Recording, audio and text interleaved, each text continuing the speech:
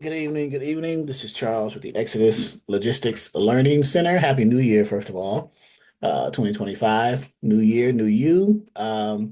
Focus on improving yourself and not proving yourself. This is our Freight Broker 101 training for beginners, Tuesday edition, 6 p.m. Eastern Standard Time. Um, so welcome. LaDonna, how are you? Oh, your audio doesn't work. Okay. I waited on a few new people to come in, but if not, we'll keep this brief this evening. Just got off the phone and was watching the news about the ILA and the USMX strike. They're trying to negotiate. They're not at the point of negotiations whereby they have come to terms. So it appears that there may be a strike, at least on the East Coast.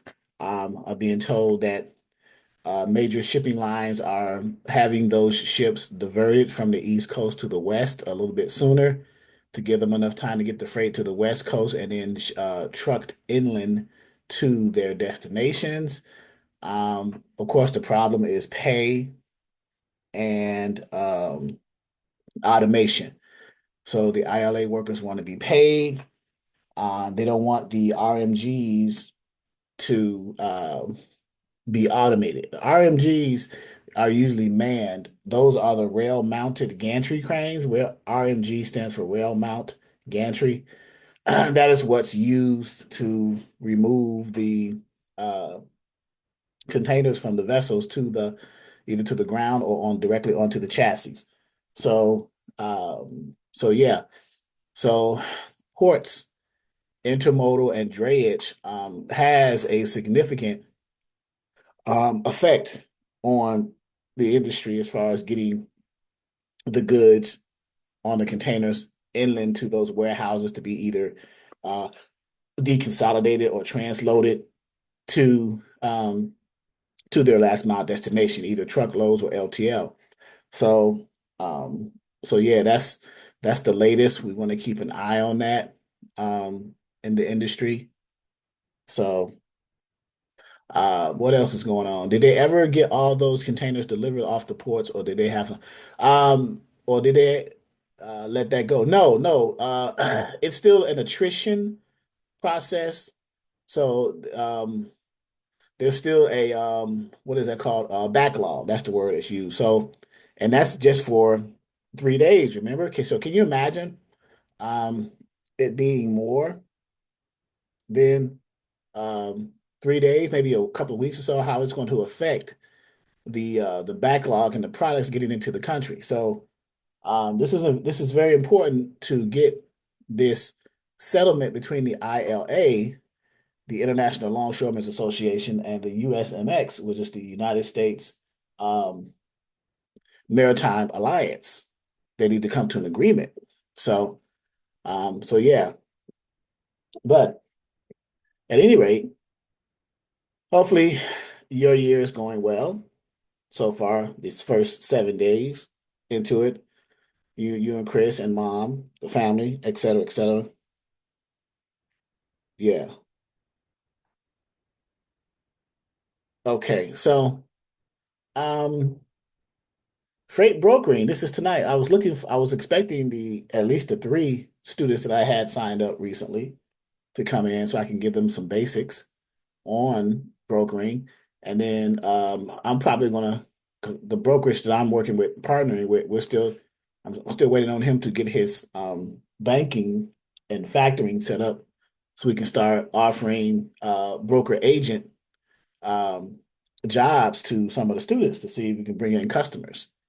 So, speaking of which, I'm not sure if you're familiar with the different types of routing or the two types of routing of freight, LaDonna. You probably do as a broker. Um, you have supplier routed freight and then customer routed freight, right? Are you familiar with those two? Put that in here. Supplier routed freight And I probably need to use my whiteboard. Let me do that. Let me use the whiteboard for that while I'm talking about it. That way it'll be an illustration, although we will be here. There we go. So,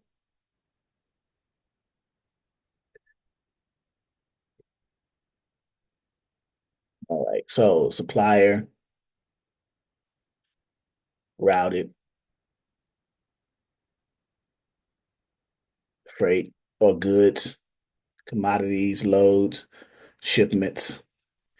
That's the first one. And then you have, like when you're calling customers as a broker trying to get them their freight, they'll say, "Oh no, we're customer routed," right? So, and then you end the conversation. So, customer routed freight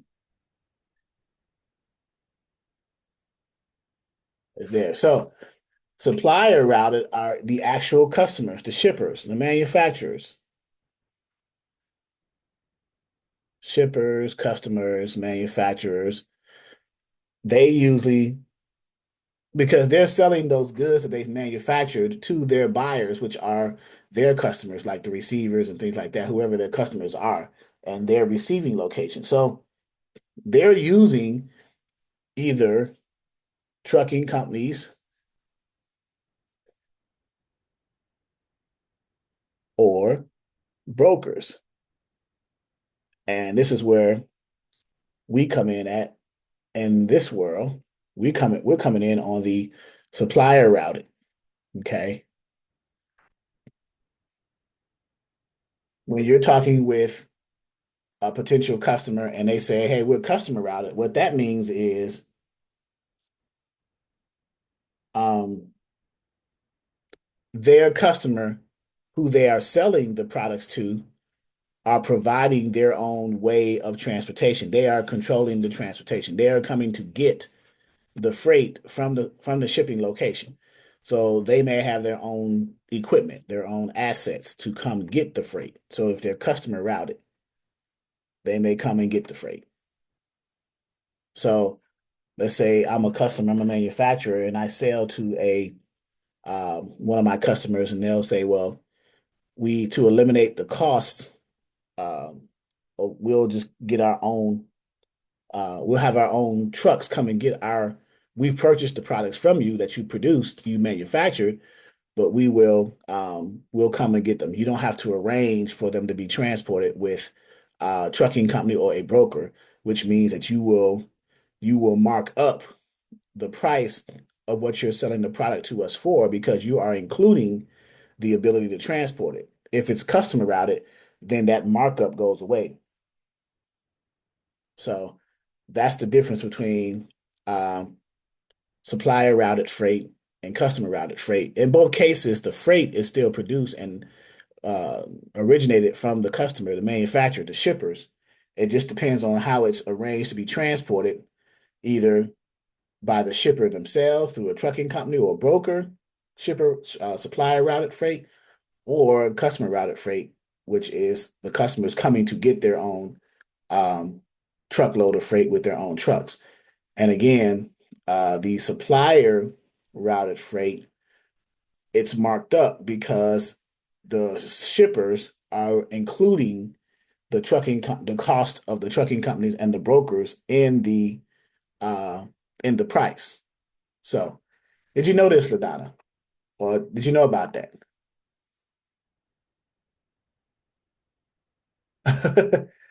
But that's the so as a broker, we're gonna always operate on the side of supplier, on the supplier side. We're never going to be on the customer router because we're not a customer. As a broker, we're not purchasing the goods or the products or the freight from the shipper. We are the ones who are trying to arrange for that to be transported. So we'll be always in the realm of the um, supplier routed freight.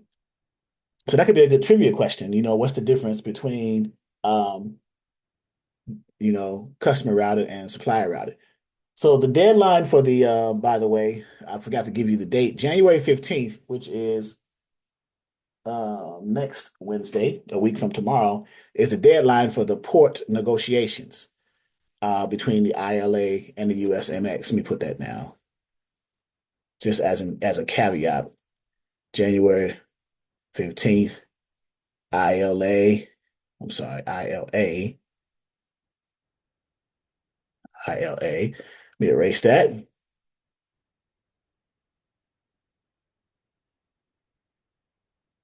ILA and USMX. USMX. So ILA is the International Longshoremen Association, and the USMX is the United States Maritime Alliance. Their port negotiations deadline is will be close of business or midnight, the 15th of January. Deadline for negotiations, just in case you were wondering that. And then, so the reason this is important to know, even from a broker standpoint, because we have an indirect and somewhat of a direct um, connection to that, because it's going to affect how shippers ship their goods, well, whether or not the goods get into the country, and then whether or not there's an ability to arrange for those goods to be transported, either supplier routed or customer routed transportation. So from a broker's perspective, is if it's supplier routed, then we have an interest in that. And if there's a halt to that, then that slows everything down to an abrupt stop. So it's good to be mindful of what's going on, just and to stay on top of it. Well, not stay on top of it, but just be mindful, because we have no control of what goes on, obviously, but just to stay on top of it.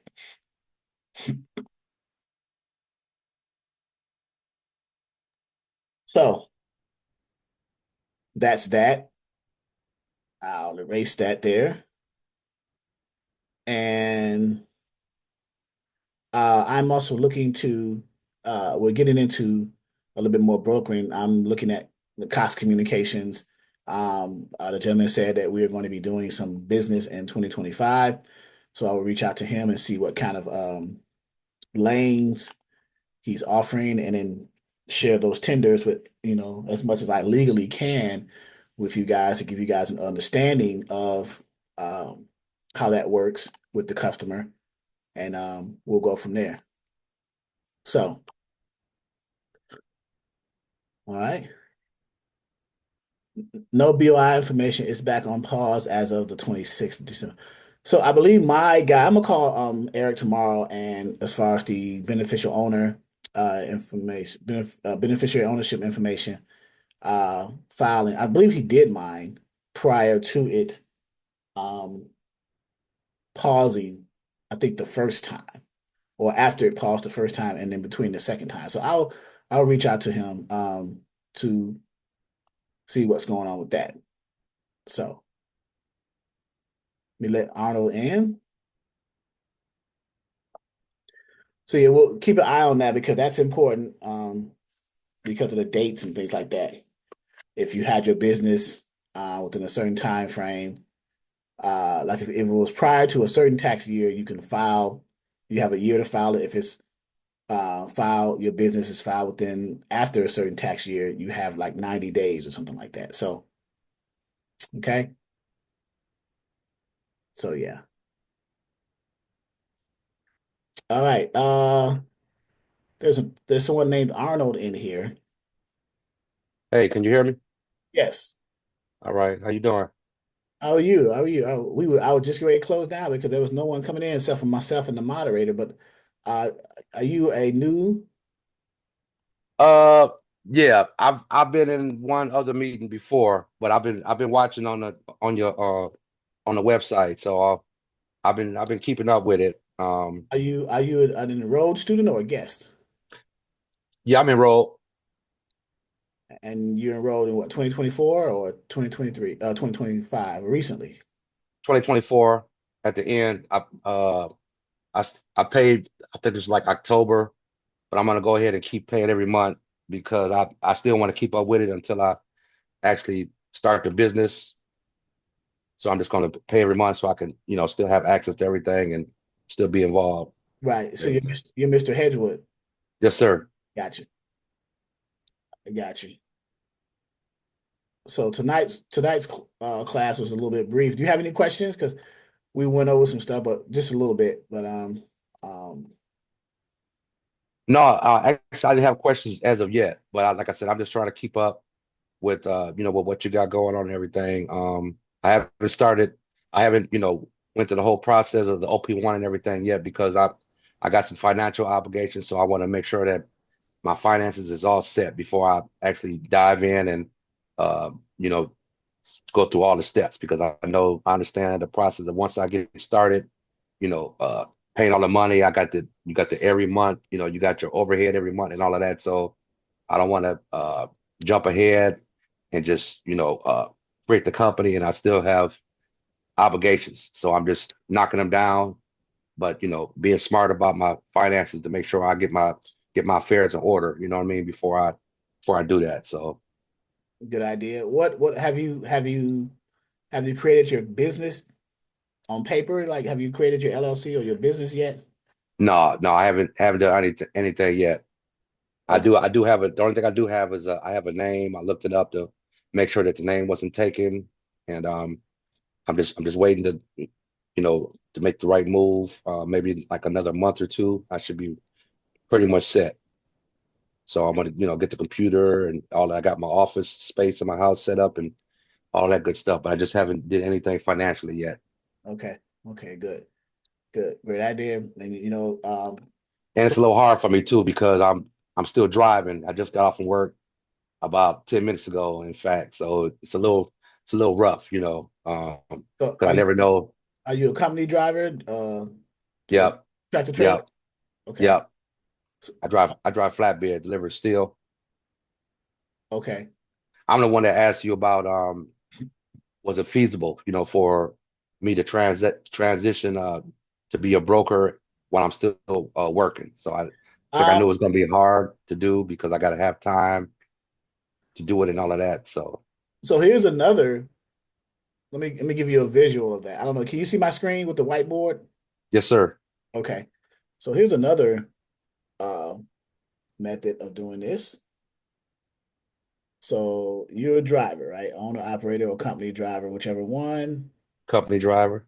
Okay. So you can say company or Hmm. owner op. Owner op.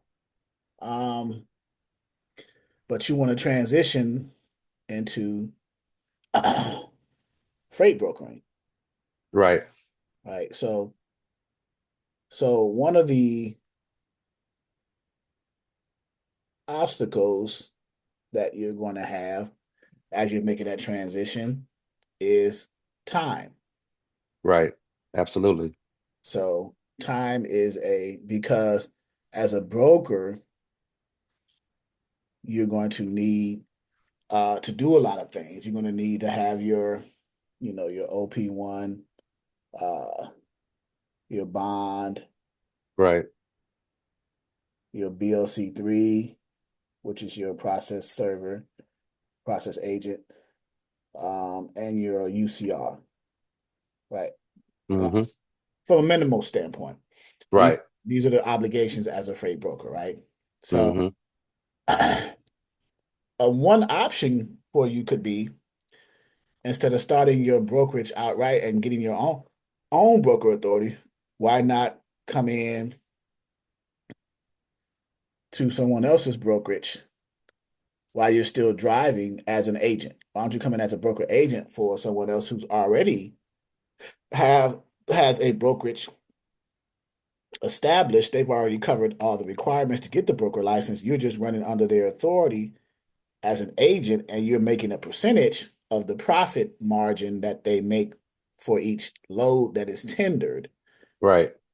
So, and that'll reduce your overhead by 100% because you're not spending anything, right? You don't have to cover any of this because the broker that you're running under as an agent has covered all of this, right? Right. And you can do this for a season. You got to do it forever. Now, if you're Hmm. making decent money with them, then I would say, okay, well, you might as well just ride that gravy train. But um, if you're just doing it for a season until you get enough up to go ahead and start your own brokerage, then yeah, but this could be another option too. But it'll keep you in the world of um, brokering, but you won't have as much overhead and responsibility as someone who does have a license, like the a real broker, a broker license, broker authority, and the I obligation. mean, to be honest with you, it's not the the finance. It's not a matter of that I can't do it. I have, I can afford to do it now, but I just didn't want to have, uh,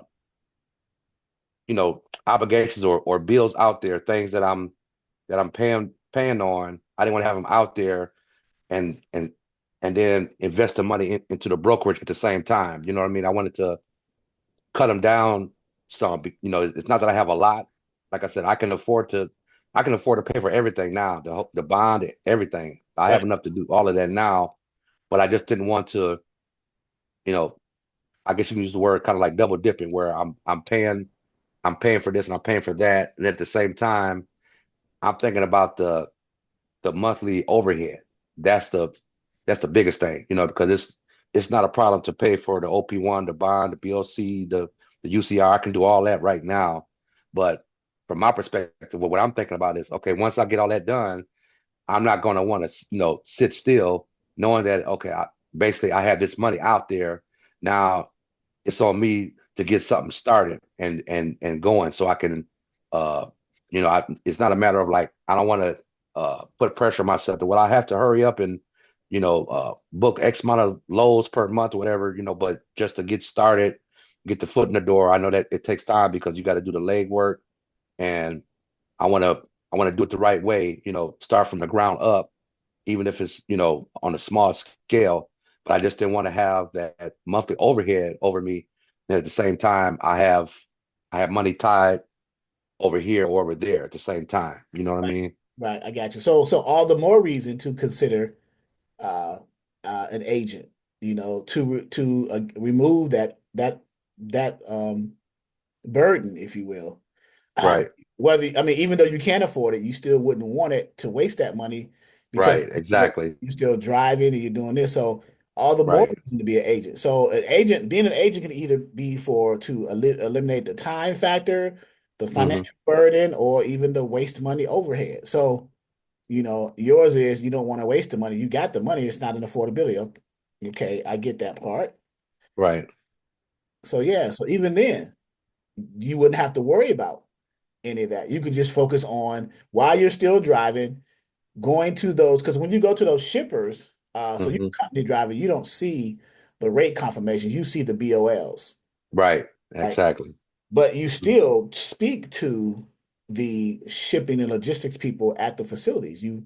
I'm sure you're having conversations here and there about, when you become an agent or moving towards brokerage, you'll probably start having those conversations like, you guys use brokers, or how do you guys, arrange for the transportation of your freight? Is it customer routed, or do you guys use trucking companies and carriers? Well, obviously they use trucking companies because if they didn't, you wouldn't be there working for a trucking company picking up the load for your trucking company, right? Yeah. So, um, yeah.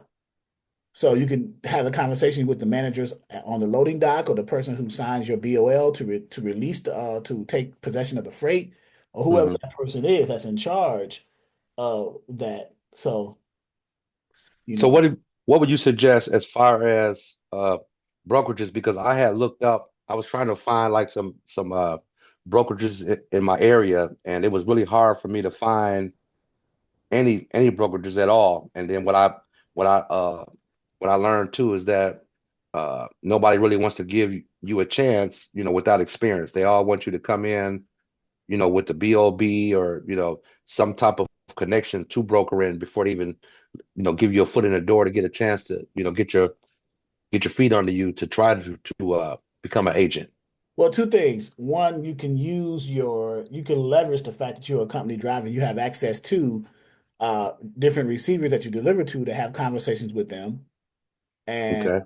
um, number two, you can look for brokerages that will give opportunities to individuals who don't have BOBs, or what's called a book of business, or any customers, so to speak, and still have some level of let's say customer service or people skills or call center experience, and still a people person like to talk to people. So you still have some value, even though you don't have any customers. You still have the ability to get customers because you know how to talk to people. So there are brokerages that will give opportunities, and they don't necessarily have to be in your area because being an agent, you can access. There's so many things you can do online and do your job online as an agent.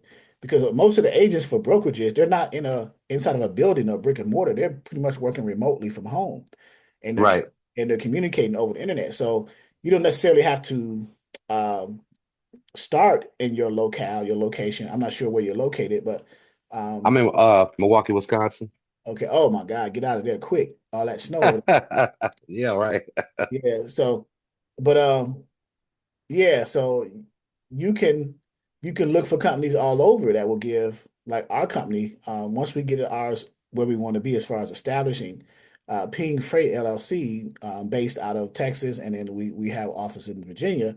Uh, Hmm. we look for agents who we vet you out, whether you have a book of business or not. Having a book of business or not is only going to determine how much or what percentage of the profit share or the profit margin you're going to get. Right. Basically, right? Hmm. We still want to see you go after customers using our systems and our processes that we'll show you, right? And then Hmm. we go from there. So you wouldn't even have to worry about that. That weight will be removed from your shoulder Okay. because we don't now if you do have a book of business, that's fine. You just bring your customers with you, and then you obviously you're going to eat more of the profit margin when you bring Right. those customers with you, right? Because I would. those are your accounts, they're your customers. So you're going to eat, let's say 70% of the, let's say you bring a customer and they tender loads or freight at, let's say, $3,000 a load. You move the load, and the commission is like 70/30 to you. So you get 70% of that $3,000, which is 2,100, and then Right. the brokerage gets the other 900. So because it's your customer, so you get the majority of um profit. So Well, I'm definitely interested in that. I would. I love to network with you on that, man, for sure. yeah, we've been putting the fillers out. We just got to get pinged to a place where we're comfortable saying that, hey, we're ready to take on agents, whether or not you have a book of business, and here is the profit margin structure for having a book of business or for not having a book of business. And then here's what we expect from you to, if you have a book of business, this is how you handle your accounts, and this is what we expect on that level. And then if you don't have a book of business, and we have to train you up on the process of how to get customers and phone calls, visiting the places, social media, things like that. Then here's the commission split. It's probably either going to be 50/50, 60/40, or 30/70, 30% to the agent and 70% to the brokerage. So That's it's fair. yeah, Yeah, that's that's fair fair. because it's you're using our system. We're giving you a login. We're creating logins, access to the TMS systems, to the load boards, all of the tools and resources and templates that we Right. provide, and in which you just basically plug in and plan. As long as you are a person who's willing to learn and follow the steps, then Right. it should be fine. And if you come in with your customers already know who you are. They expect the same level of service, regardless of if you're at the previous brokerage or if you come onto our brokerage. You want to give them the same level of customer service Right. to keep that account. So those are the variables that's involved.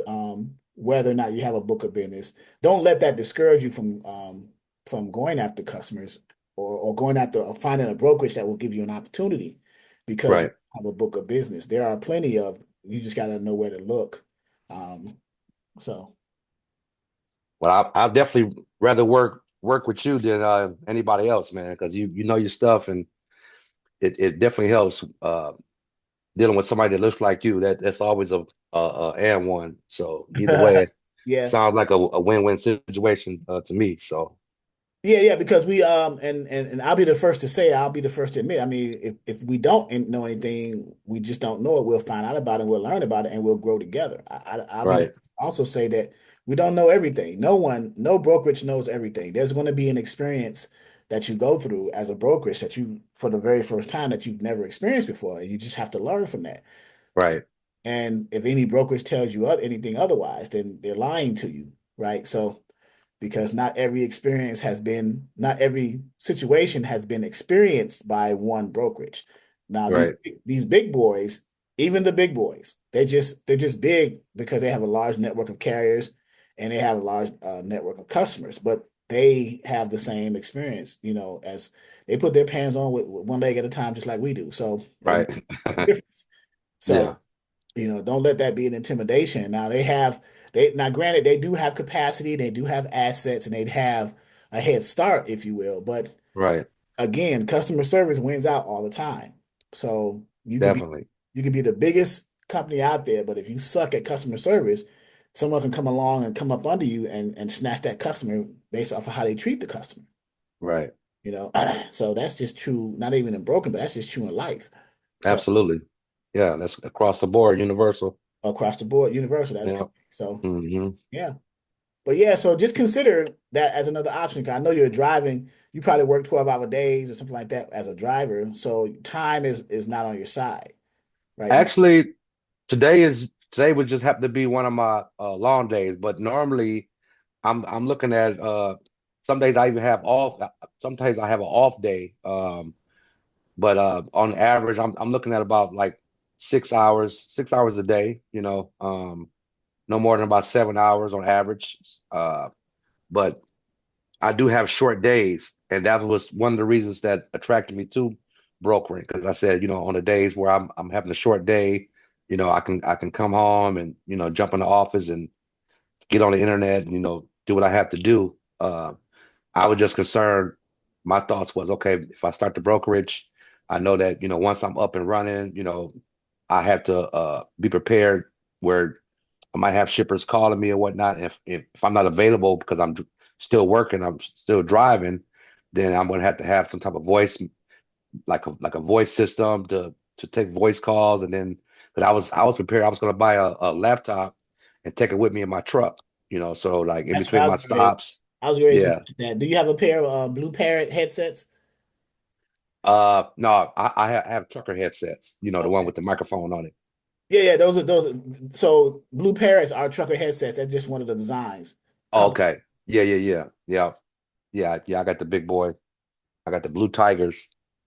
Okay, yeah, we had Blue Parrots. They're pretty good too. So you just click the Yep, I had those. Hmm. Yeah, so you can kind of like multitask while you're driving, delivering, doing deliveries because when you get to certain facilities, I can imagine you like waiting in the truck to be loaded or offloaded, right? Yep. So Sometimes. yeah, Hmm. sometimes maybe what, an hour, maybe more. No, it's usually about 15, 20 minutes at the Okay. most. Okay. Yep. Because I have multiple stops. I'll be having like anywhere between 4 to 8 stops a day. So it's like LTL stuff. Absolutely. Okay. Yep. Yes, So, sir. so yeah, so that 15, 20 minutes, that's probably more than enough time to at least establish a connection between a potential shipper and then Right. get an email and say, hey, I'll communicate to you by close of business today. We'll go over the particulars of what you're expecting as a service, Right. have those types of conversations. So you're doing your job and you're building your brokerage, right? Or you're building Right. your business. Okay. So yeah, I mean, there's a way. Even though you're working, there are ways. You just gotta, kind of finesse that. Right. It's So about how bad you want it. That was the mindset that I had. How bad do I want it? And, you know, how bad do I want to stop working for other people and work for myself? That's my motivation, yeah, that part, um, that you part. know, As the kids say these days, that part right there, that part. absolutely. Yeah. So, I ain't no spring chicken, man. So, uh, I'm not trying to retire here. I'm trying to retire, you know, yeah, uh, I'm in not business either. for myself. I'm You know not what a I'm spring saying? chicken. I'm more like a rusted rooster. So, Me too. Me too, so man. spring. I'm not springing. I'm not springing nowhere at any time soon. So No, I'm I feel I'm like I'm the Tin somewhere in the Man middle. I feel like the Tin Man in the Wizard of Oz. That needs some oil. That's That's my correct. thing, man. Because Yes.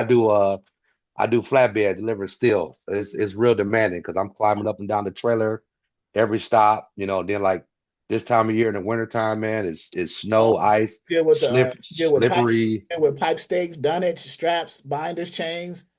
Not chains, but dunnage, straps. Yep, all that. Then you got Pipe fault, steaks. yep, pipe steaks, faulty equipment on top of that. It's always something every day. And then you got ungrateful people that's on your back.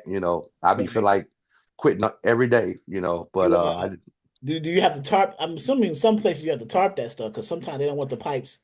no, I'm in a Conestoga. Oh, because you got Um, the curtain. Okay, you got the curtain. All right, yeah, yeah, yep. yeah. I see you, LaDonna. Yeah, exactly. Yep. Okay, So, well, yeah, I think it's very possible. I think it's very possible based on what you've been saying and the time factor now that you don't your days are not as long as I anticipated. Uh, right, so because I was thinking 12-hour days. I'm like, okay, well, not necessarily. So yeah, you could probably transition into brokering through being an agent first, and then right.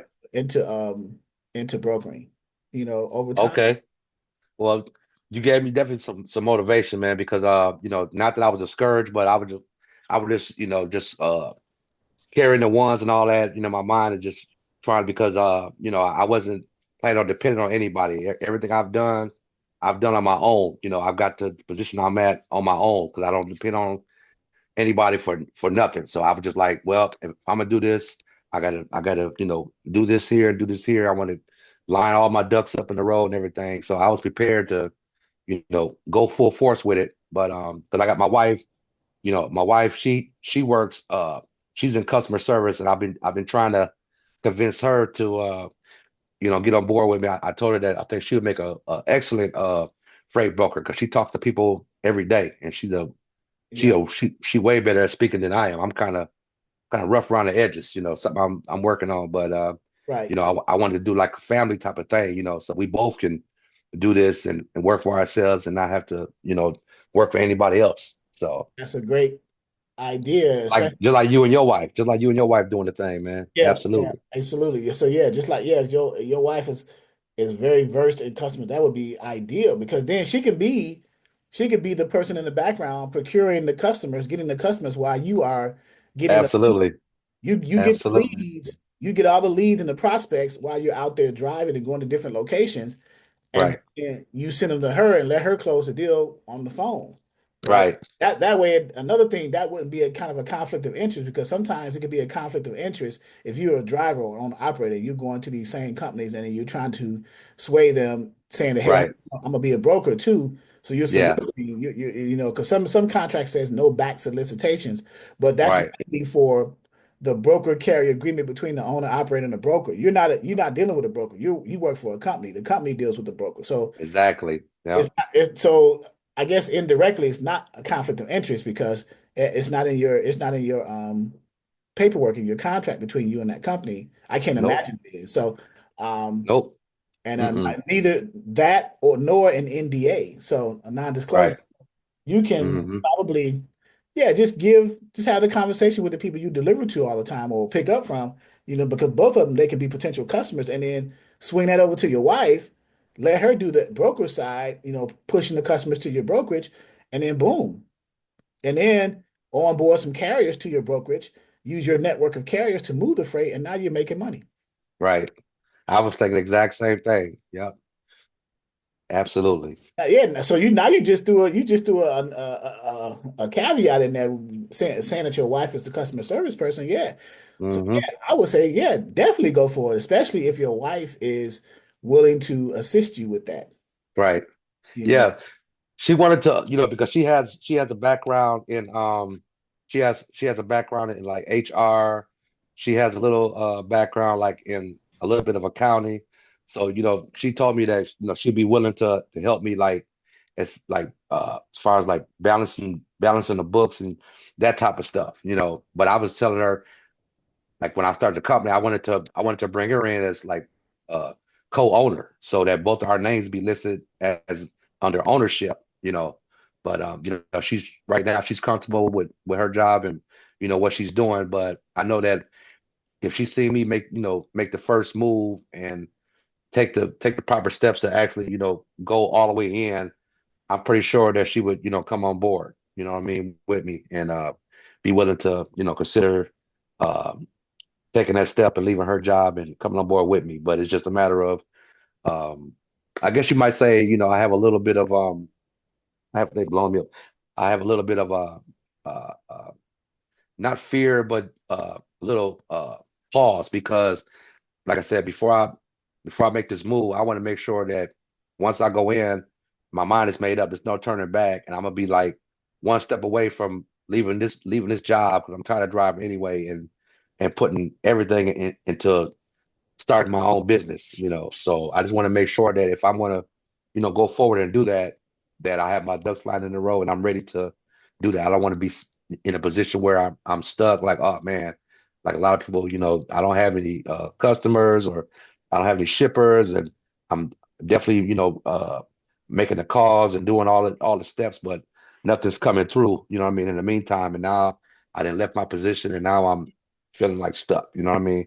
I don't want to put myself in that bind just Right, yet. So right. So yeah, that's and I understand, the whole fear thing too. People, the unknown is like, there's a fear of the unknown, false evidence appearing real. There's right, right. so many sayings about fear. Like Hmm. fear doesn't stop death, it stops life, right? So Right, so there's so many things you can do with that. But uh if it costs you your peace, it's too expensive, right? right. So Yeah, yeah, but yeah, so because success on the other side of fear is success, so right. once I you hear that all the time too. yeah, People say that, you gotta be willing to put your best foot forward and, not be afraid to step out there. That's one thing I definitely need to lock in my mind, yeah, because I'll be having it in the back of my mind, that about that what if factor, like, oh man, right. because So the magic you're looking for is in the work you're avoiding. So that's yeah. the magic Hmm. you're looking for is in the work you are avoiding. So once you start unavoiding that work, then that's when the magic's going to happen. Basically fear, getting past that whole thing.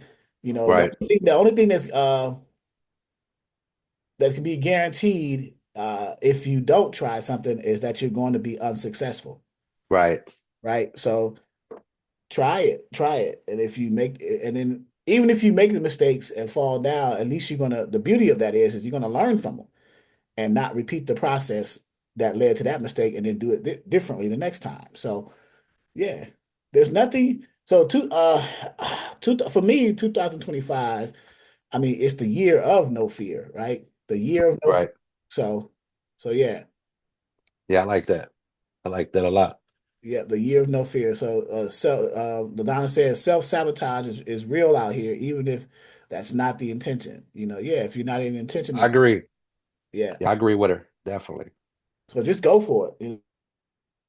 All right. Well, I'm this close, man. Like I said, I'm very close. I'm very close. The way I'm feeling, I'm like only about a month out, maybe, 4 or 5 weeks out, somewhere in that range. Yeah, and then having your wife in the position she's in, if you can get to a point where she's ready or convince her to come in and grow the legacy together, and then you guys build and grow together. Even with Hmm. the money thing, you can put in a certain percentage to the side towards the brokerage. You'll have a slush fund, like 20% of what you make. If you can afford to put a certain percentage away, 5%, 10%, every paycheck or whatever. I tell people about that in the financial literacy piece where, whatever you can afford, don't put yourself out there. And I know you say you can Right, afford it, but for those who's listening on this channel and things, if we waste a lot of money on things like drinks, cigarettes, things like that we spend on products that once we use them, they're gone. And right, we're in the same position we were in before. So imagine putting all that money aside that you waste on things that we really don't need. It's just there for pleasure. Uh, right, and we put it in something that's going to yield us something that's going to be beneficial in the future. And right. what better place we will be in, right? I tell my Hmm. guys, like, I got a car wash, and I talk to the guys up there as far as that because they like to smoke cigarettes and drink beer here every now and then off the clock. And I said, well, Right. imagine taking all that beer money and cigarette money, because cigarettes are like 10. I didn't realize cigarettes are that expensive. Cigarette Yeah. over Yeah, 10. they are. I'm like, wait a minute, Hmm. you spend $10 for a pack of cigarettes and $8, $9 for beer. Can you imagine putting all that money aside into like even a jar over a year? You can accumulate 5 to 10 grand. Now you can take that and do whatever you want with it. That's true. It's That's just true. it's just what it is a mind shift. So once you Hmm. shift your mind and shift your thinking, you shift your paradigm. and Right. you shift your trajectory in which way you go. So it's all about thought and where you start from there. What are you thinking? What's your process, and then how you want to do it? Because if you come into 2025 the way you left 2024, then you're going to be it's going to be the same thing. You're not going to be Right. successful. You're going to be doing the same thing. But if you are in 2024, you said you've decided, well, I'm not satisfied with how 2024 went. I need to change, and 2025 is an opportunity to do that.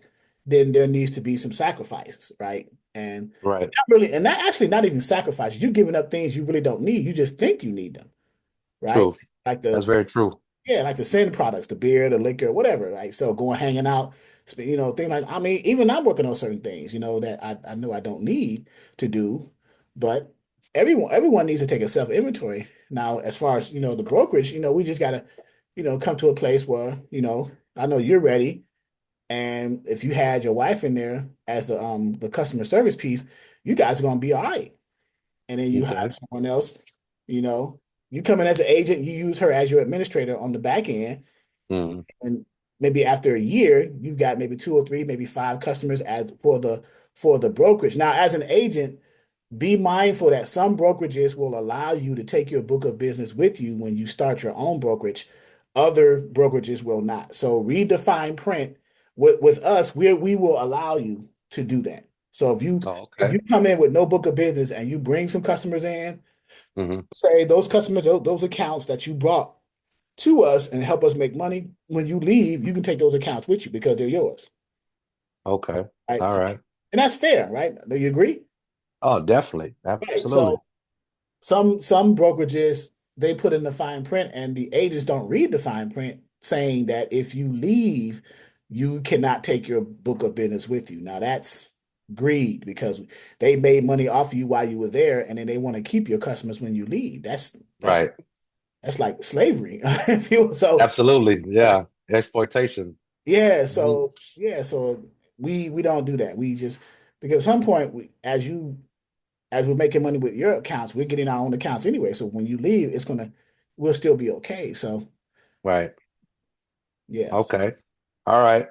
Well, like I said, I'm gonna keep up, with the classes. I'm still gonna uh still subscribe to you every month, so I can keep it going and stay in the loop. I definitely would like to network with you, uh beyond this, and whatever happens in the future. I hope you get your brokerage situation worked out and successful, man. And I'd definitely love to be a part of it.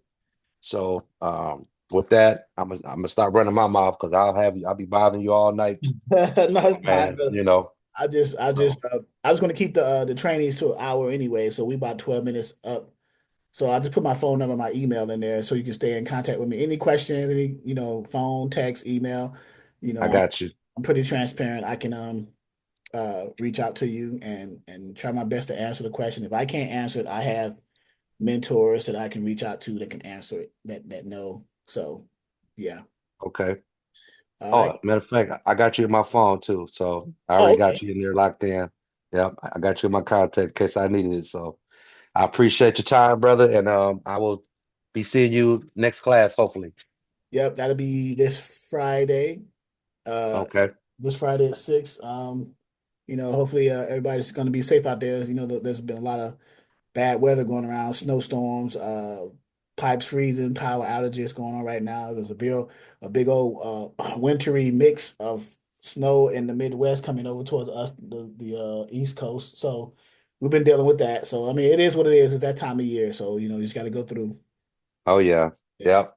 I've been I've been dealing with it for 6 winters now, and living in Wisconsin, it's a normal thing for us. So we just have to adjust to it and be prepared for it. That's all Where we you can do at? here. Are you Racine, Madison, Milwaukee? Milwaukee. Okay. Yep. Right in the middle, in between. All right. Yeah. Hmm. So let me see Yep. what's going on with Kane Lee. Are you able to unmute? I'll check with you before we get off. I just want to make sure there weren't any questions. Thank you, Mr. Hedgewood. All right. Y'all take it easy, man. Appreciate you. All right. Kane Lee. a gentleman on here? All right. I think you're trying to unmute. Something is wrong with my, okay. Any questions, sir? You have any questions before we get off? And my question is, are you a student or a guest?